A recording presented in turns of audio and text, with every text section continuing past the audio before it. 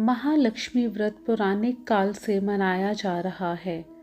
शास्त्र अनुसार महाभारत काल में जब महालक्ष्मी पर्व आया, उस समय हस्तिनापुर की महारानी गांधारी ने देवी कुंती को छोड़कर नगर की सभी स्त्रियों को पूजन का निमंत्रण दिया।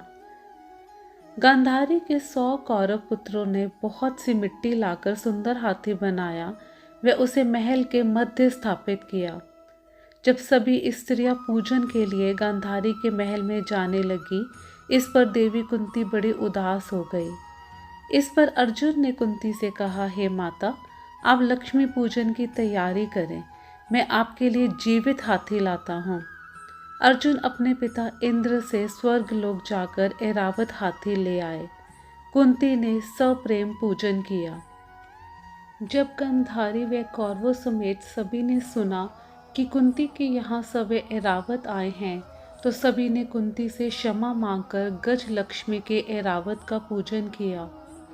शास्त्रानुसार इस व्रत पर महालक्ष्मी को 16 पकवानों का भोग लगाया जाता है।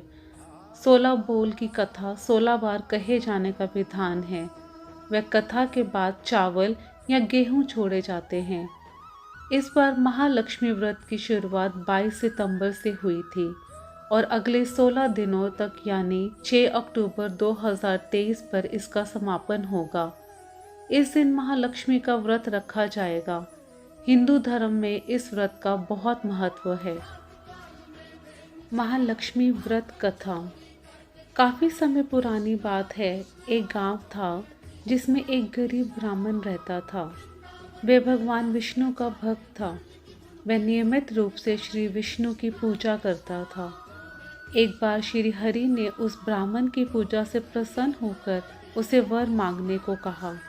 तब ब्राह्मण ने इच्छा जाहिर की कि वो लक्ष्मी जी का निवास उसके घर में चाहता है। ये सुनकर विष्णु जी ने लक्ष्मी जी की प्राप्ति का मार्ग ब्राह्मण को बताया। विष्णु जी ने कहा कि मंदिर के सामने एक स्त्री आती है जो यहाँ आकर उपले थोपती है। उसे अपने घर आने का निमंत्रण दो। वह धन की देवी है।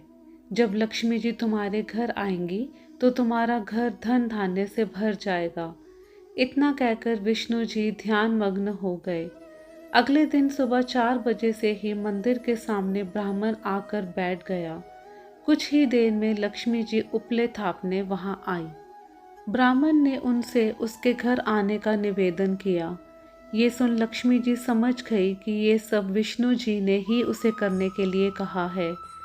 तब उन्होंने ब्राह्मण से कहा कि तुम महालक्ष्मी व्रत करो। ये व्रत 16 दिनों तक व्रत करने और 16वें दिन रात को चंद्रमा को अर्घ्य देने के बाद ही तुम्हारा मनोरथ पूरा होगा।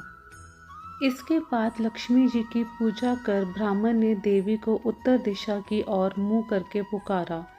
उसकी तपस्या से प्रसन्न होकर माँ ने अपना वचन पूरा किया। तब से ही ये व्रत पूरी श्रद्धा से किया जाता है। ऐसा करने से व्यक्ति को माँ का आशीर्वाद प्राप्त होता है।